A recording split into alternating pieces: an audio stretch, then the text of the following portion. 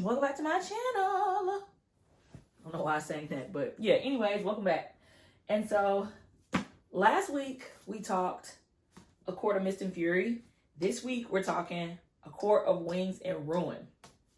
Court of Mist and Fury, we was talking safety, how Tamlin really had the vice grip on her, and how Rhys was letting her breathe. Okay? With that being said, at the end of A Court of Mist and Fury, there was an impending war coming up. They set this horribly cocked plan to break into the king's castle.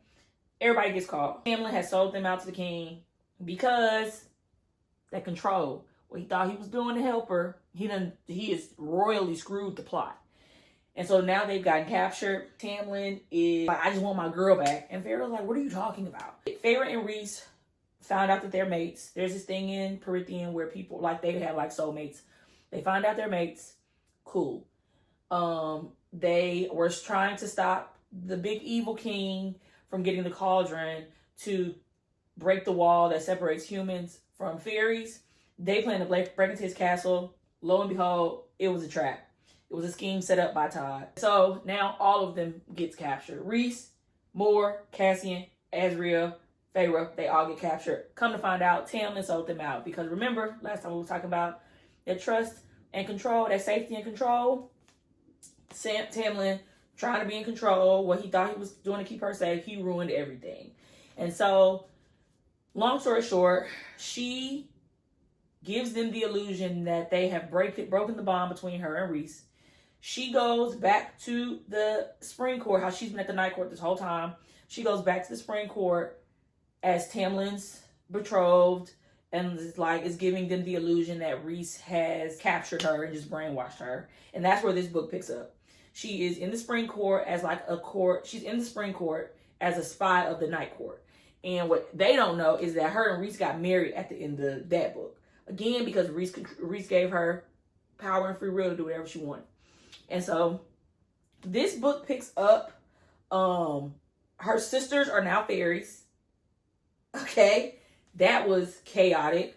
The other part about Tamlin selling them out to the king is the evil queens who they were trying to convince in this book were like, well, we want to be immortal, beautifully immortal forever too. And so in order to show the queens of the human lands that they could be turned into fairies, the king turned her sisters, Elaine and Nessa, into fairies in front of everybody, dropped them into a cauldron, pulled them out, fairies. Traumatizing. This book picks up, Feyre is in the spring court. She is tricking Tamlin into thinking that she's in love and that she loved him this whole time, and Rhys was just brainwashed her. Lucien, Tamlin's right-hand man, is like, this is not real, and you are lying. And Feyre's like, what are you gonna do about it? It lasts for about a third of the book.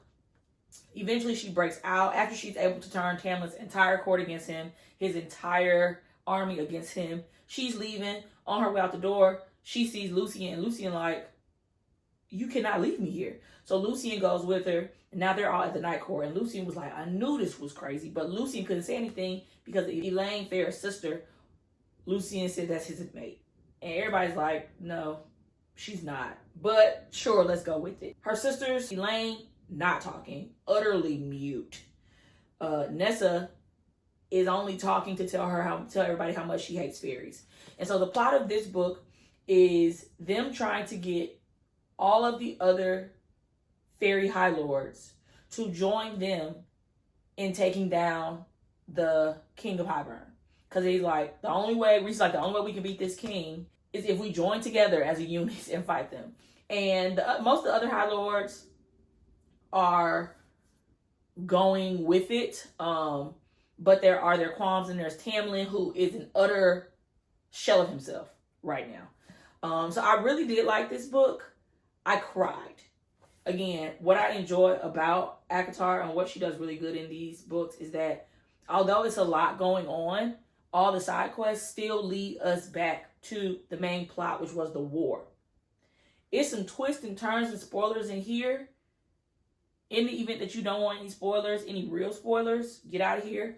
But I cried at the end of this book just because there's so much happening and it doesn't seem predictable.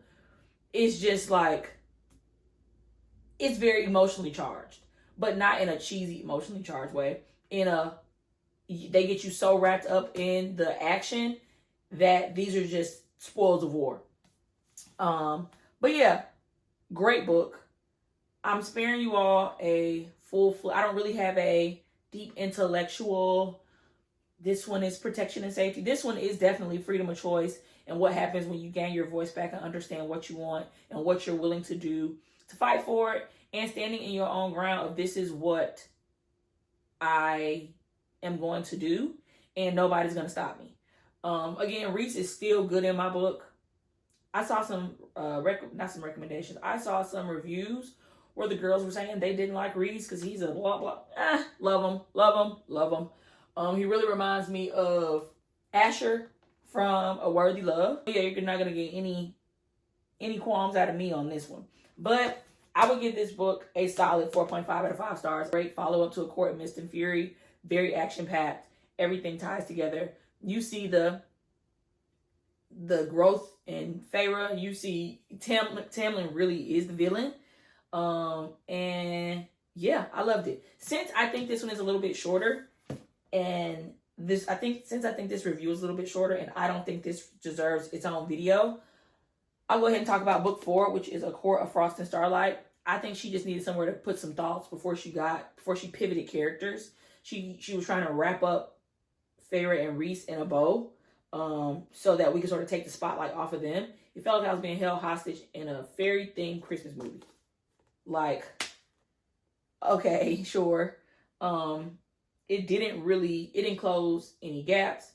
It didn't fill any holes. It was just like, it's Christmas in Prythian, and we are post-war. What does that look like?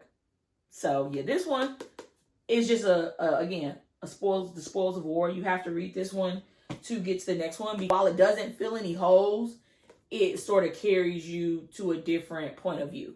So yeah, up next, we're going to wrap the series up with A Court of Silver Flames. Court of Wings and Ruin, absolutely loved it.